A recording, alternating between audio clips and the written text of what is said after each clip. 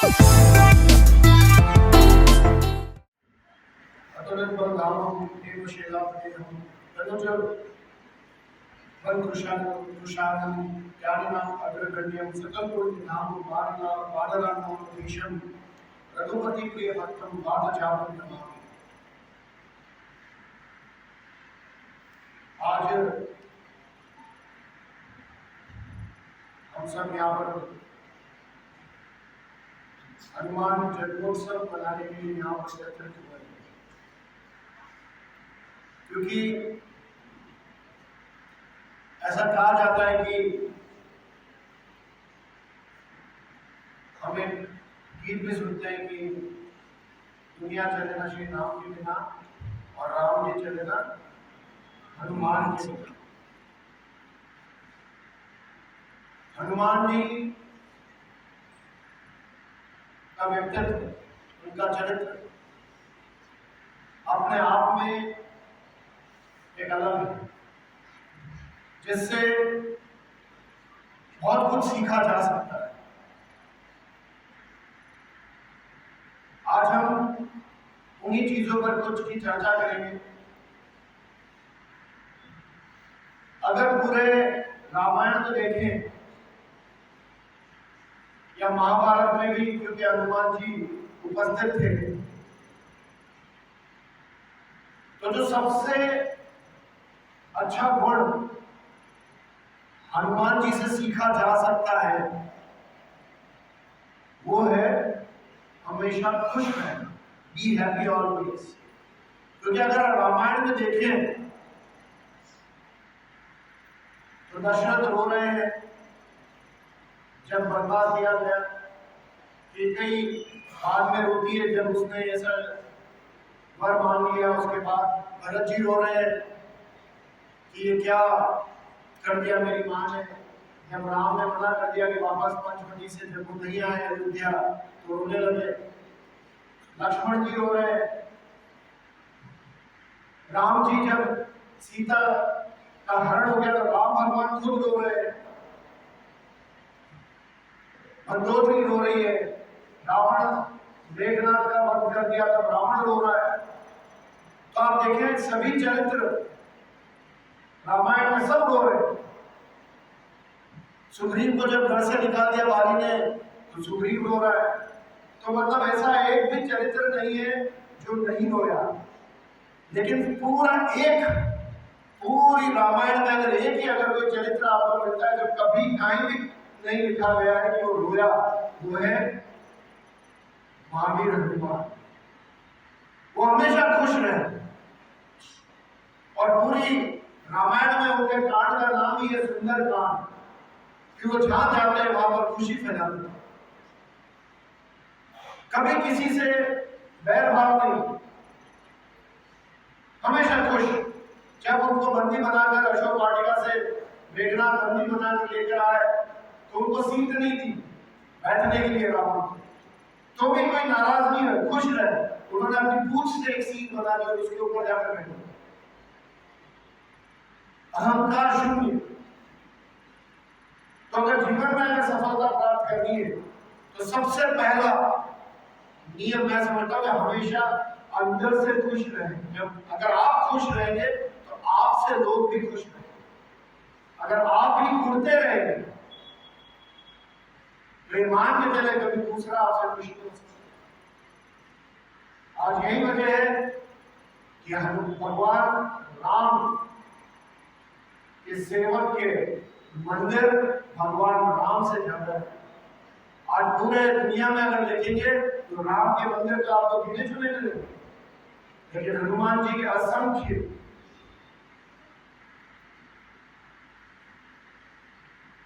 दूसरी चीज, that one should have a good communication skills, because the first impression which you can make is through your words. That is a very important one. Being a student, being a scholar, and if you want to develop your personality, you have to convince others, and you should have that convincing power through your own words. जब एक अंगूठी देकर भगवान राम ने भेजा उनको कि जाओ सीता का पता लगा के आओ। तो सीता जी जानती नहीं थी वहां ये कौन है। ना हनुमान जी ने कभी सीता जी को देखा, ना सीता जी ने कभी हनुमान जी को देखा। तो अब आप बताओ, जब आप किसी को जानते नहीं, पहचानते नहीं, और वो ऐसी नगरी राक्षसों की जहां पर कोई भी भेष बदल के आ सकता है, तो सीता जी को उन्होंने अपनी बात पटुता से इम्प्रेस किया through his oration and communication skills. उन्होंने राम जी के लिए कृपा निधान शब्द का प्रयोग, जिससे उनको लगा कि ऐसा शब्द तो कोई राम का सेवक ही इस्तेमाल कर सकता है। So that convincing power you should have. That is very important. Right now you are in school, but when you go for an interview or something, the only thing which will be judged will be your communication skills. Your degrees, it is just an entry ticket. The rest all depends on your personality, your character, your behavior, your attitude. तीसरी चीज initiative. You have to take initiative in everything. अगर किसी को बोला जाता है class के अंदर कि नंबर्स के अंदर मिश्री कौन लाएगा, तिलक कौन लाएगा, सभी इधर देखने लगता है, राइट लेफ्ट राइट, ये दूल्हा कौन लाएगा, ये लाएगा, ये लाएगा। पूजा टाइम में आज कौन बोलेगा, हम सर झुका के नीचे बैठ जाता है। जब ये बोला गया कि लक्ष्मण जी मूर्छित है, इनके लिए संजीवनी डाली, कौन लाएगा, हनुमान जी को भेजना। जब राम जी पहली बार किष्किंधा आए लक्ष्मण जी के साथ, सुग्रीव जी ने देखा ये कौन है, और पता करो कौन पता करके आएगा, हनुमान जी ने कहा भेजना।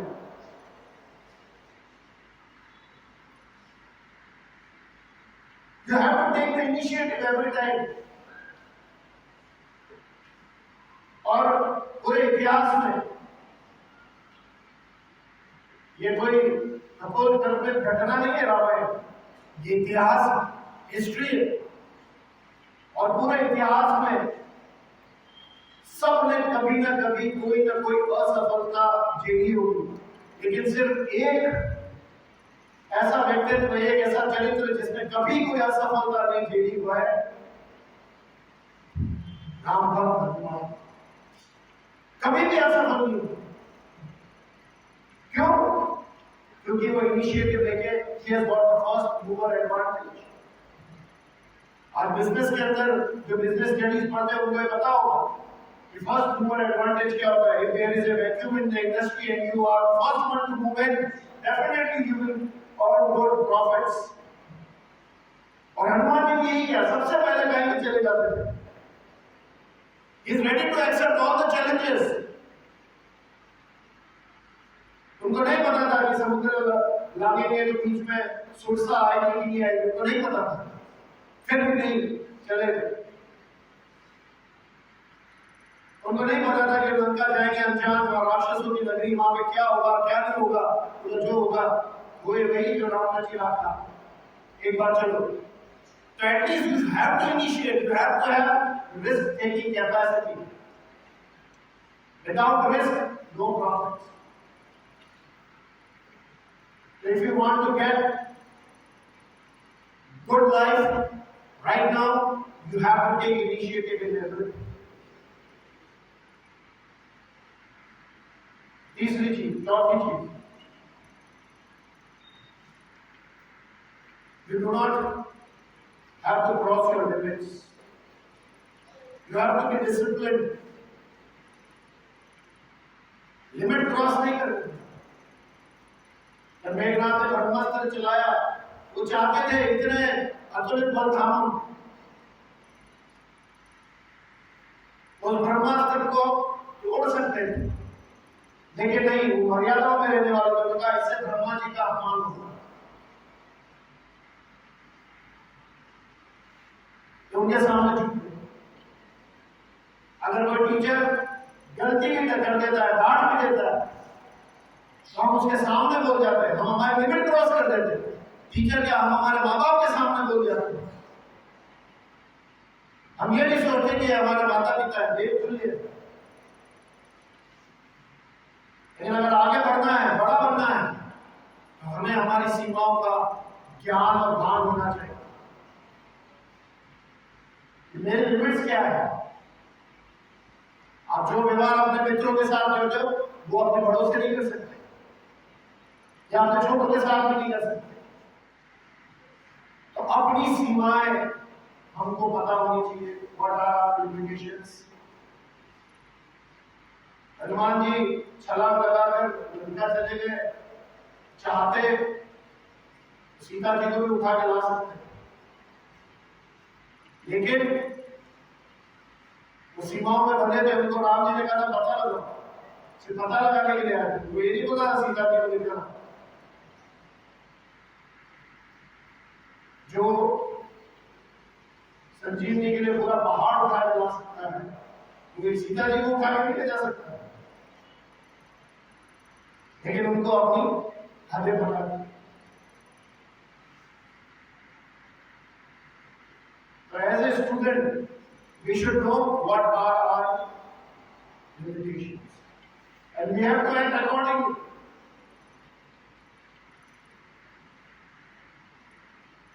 Another thing, another important lesson from the life of Hanuman ji is that nothing is impossible. Because itself impossible says I am impossible.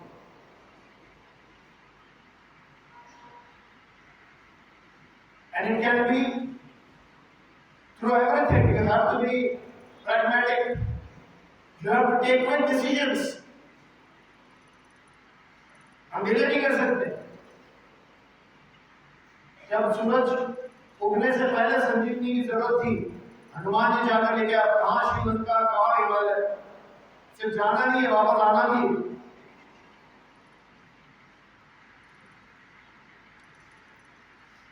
तो he has to take a quick decision, फटाफट निकलो।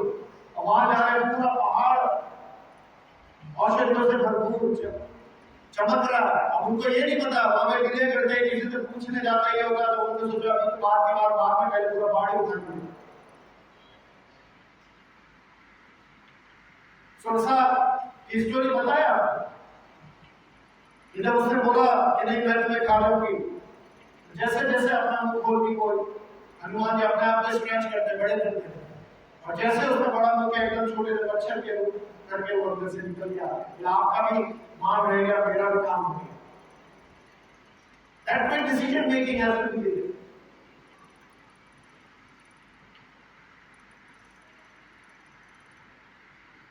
लंकिनी ने रोका उनको गेट पे,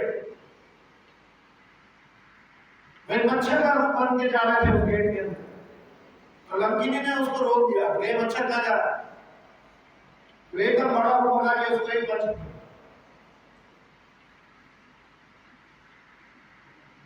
वहां पे सुरसा की तरह हाथ नहीं जोड़े उसको।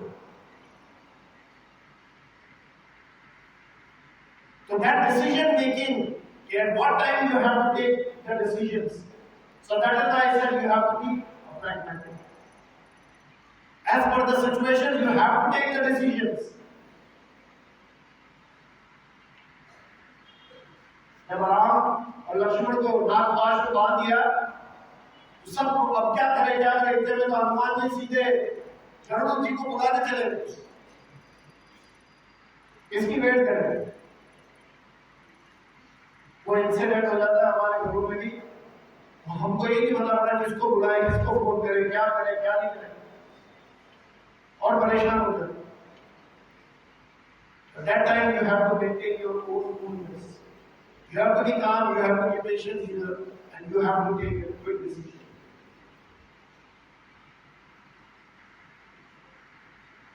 Children, there are a lot many other things to be learned from the life skills of Hanuman ji.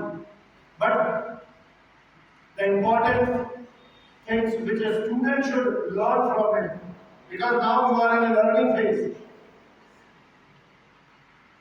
और हनुमान जी ने सूरज को भी अपना गुरु बना लिया।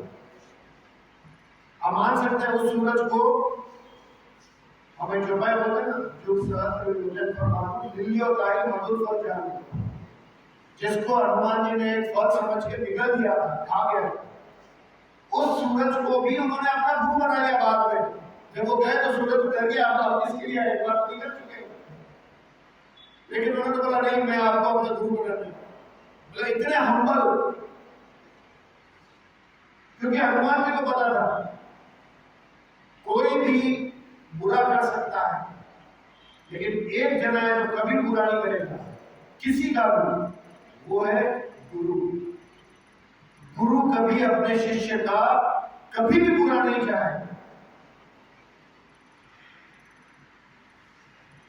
आप सोचो, केसरी नंदन हनुमान जी कोई ऐसे वैसे घर में पैदा नहीं हुए। He was a prince, लेकिन उसके बावजूद भी वो सुग्रीव के असिस्टेंट के रूप में उन्होंने काम किया। क्यों? क्योंकि उनका गोल राम जी को मारना। तो गोल हाई होना चाहिए। उसके लिए हमारा क्या छोटे छोटे काम करने पड़े, उससे कोई फर्क नहीं पड़ता, लेकिन जो हमारा मेन गोल है, मेन मकसद है, उस पर हमारा को ध्यान रखना है।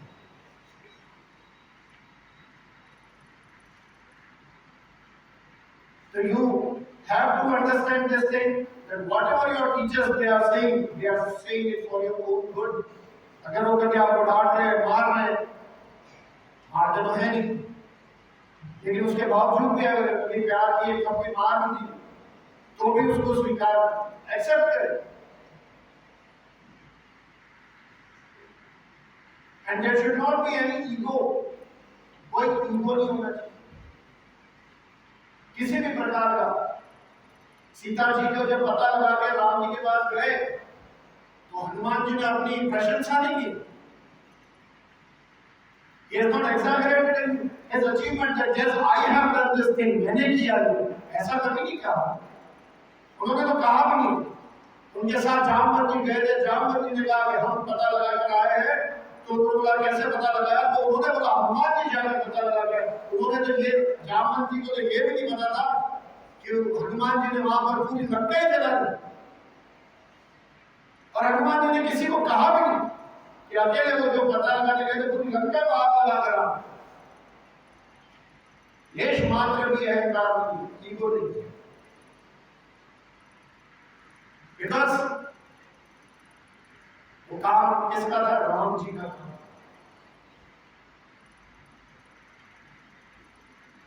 तो we have to stick to our own roots. हम भले सर कितना भी ऊपर रखे, हमारे पांव जमीन पर होने चाहिए। हनुमान जी सिखाते हैं। मैंने कहा अगर कितनी बातें करनी है हनुमान जी के बारे में, हम जितना बोले उतना कम है।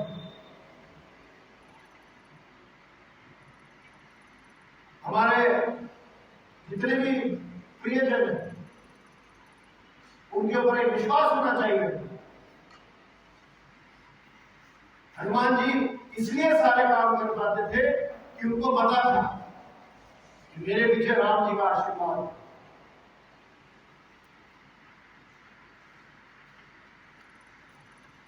वो राम का नाम लेकर सारा काम कर लेते, क्योंकि वो नाम बड़ा है। सारे वेद पुराण उपनिषद सब पढ़ लो और सिर्फ राम नाम का जप कर लो। अभी तो देखो बड़ा बड़ा बोल के राम राम नाम निकल के कहाँ एक रत्नाकर धातु वाल्मीकि कर दी। तो उस नाम की अपनी महिमा है। और वो हनुमान जी जानते थे कि उस पर विश्वास करना है। वो विश्वास आज आज इतना पक्का है कि जैसे मैंने कहा राम जी के मंदिर तो बहुत कम हो गए, हनुमान जी के मंदिर ज्यादा है। जबकि हमारे पुराणों में बहुत सी गलत धारणाएं बता दी गई है, शैव और वैष्णव के बीच में एक अलग से कॉन्फ्लिक्ट बताया गया है, जबकि ऐसा कुछ है नहीं। राम विष्णु के अवतार माने जाते हैं और हनुमान जी को शिव जी का 11वां रुद्र अवतार माना जाता है। तो कहां पे शैव और वैष्णव के बीच में किसी भी प्रकार का मतभेद है? फिर बाद में लोगों ने अपने अपने हिसाब से इसके अंदर मतभेद पैदा कर दी। बाकी ऐसा कभी कोई मतभेद था ही नहीं। रामेश्वरम में भगवान राम ने रामेश्वरम की स्थापना की, भगवान शिव की स्थापना की। और जब राम जी छोटे थे तो भगवान शिव भेष बदलकर राम जी को देखने के लिए आए, और ऐसा वैसा कृष्ण अवतार के अंदर शिव कृष्ण जी को देखने के लिए आए, उनके पैर छूने के लिए। तो कहां शैव और वैष्णव संप्रदाय में कहां किसी प्रकार का मतभेद है? कोई मतभेद नहीं।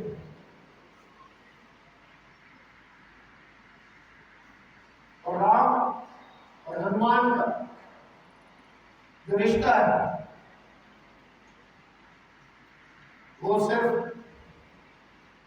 एक सेवक का नहीं, हनुमान जी सिर्फ सेवक नहीं, लेकिन फिर इतने शक्तिशाली होने के बावजूद भी आपने हनुमान जी को देखा, अभी भी यहाँ देखें, इस तस्वीर में भी देखें, हमेशा अपने घुटनों पर नीचे नील डाउन करके बैठे रहे, हमेशा हम्बल। हनुमान जी हमेशा राम जी के राम दरबार में हाथ जोड़ के नीचे अपने घुटनों पर बैठे। किसी को घुटनों पर लाना मतलब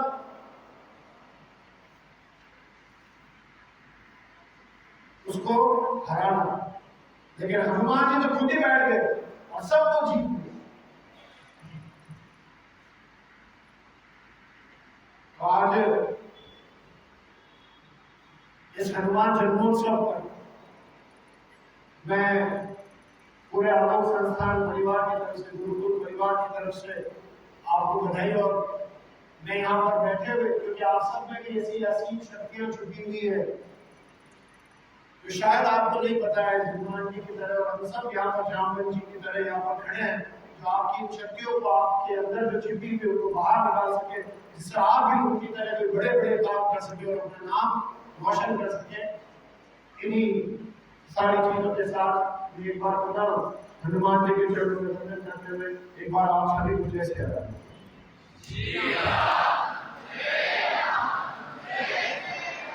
बजरंग बली की